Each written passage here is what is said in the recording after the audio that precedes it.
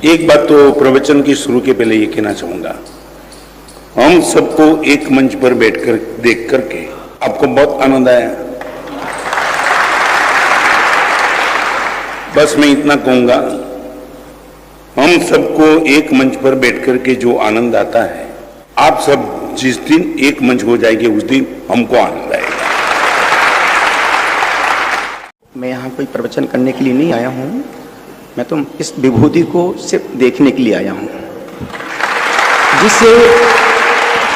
जिस साधक ने अपने पूरे जीवन को, पूरी साधना को अहिंसा के लिए, जैनत्व के लिए, देश के लिए, समाज के लिए समर्पित कर दिया हो, ऐसे राष्ट्रहित चिंतक विजय रत्न सुंदरश्वरी महाराज साहब जो दिल के सम्राट हैं, चेहरा देखो, नहीं बोलते तो लगता है जैसे कुछ बोल रहे हो, और वाकई में जैसा मुखड़ा वैसा मन है। आप मुझे सुनो, इनको देखो, मुझे बोलना कुछ भी नहीं है, मुझे तो सिर्फ सुनना था महाराज साहब को, और ना मैं बोलने की मानसिकता से यहाँ पर आया हूँ, क्योंकि मैं खुद 5 साल से महाराज साहब को रोज सुनता हूँ, कल रात में भी सुन रहा था, और वाकई में यदि नहीं सुनता हूँ तो मुझे नींद नहीं आती है। ये भी एक नशीला पदार्थ है। नशा शराब का नहीं होता है, नशा महाराज साहब के प्रवचन का बहुत गहरा नशा है। शराब का नशा 2-4 घंटे बाद उतर जाता है, इनका नशा यदि एक बार किसी व्यक्ति को चढ़ जाए, सदियों सदियों तक झूम बराबर झूम शराबी झूम बराबर झूम। इस संत के जीवन में हमें देखा ना कोई पंथवाद है ना कोई संतवाद है। जैसी मैं वहां तक आया, महाराज साहब ने अपनी स्माइल दी, अपनी सारी थकान वहीं पर दूर हो गई। अभी 12 किलोमीटर चल करके आए, कल का उपवास था, कल का पानी का घूंट भी नहीं पिया था, उसके बाद चल करके आए। जैसे महाराज साहब के चेहरे को देखा, उनकी स्माइल को देखा, और बाकी में मुझे इतनी खुशी, मैं खुशी को शब्दों में बयान नहीं कर सकता हूँ, जो मैं आनंद देख रहा हूँ। आपने जो भी कहा मेरे लिए, कभी किसी जगह मुझे अच्छा दिखाई पड़ता है, मेरी अच्छी दृष्टि है इसलिए दिखाई पड़ता है। आपकी ये दृष्टि, आपका ये प्यार, मुझे भी कितने दिनों से जब पता चला कि आप यहां आ रहे, तो मेरे मन में भी एक आनंद इतना था।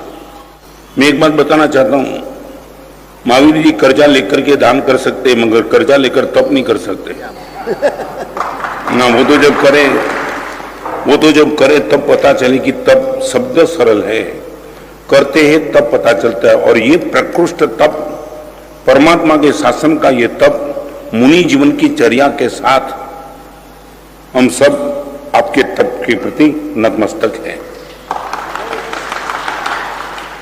5 अंगुली, और सबसे बड़ी बात तो वो है, अंगुली जब तक अकेली है तब तक कमजोर है, वो जब इकट्ठी होती है मुट्ठी बनकर ताकत बन जाती है।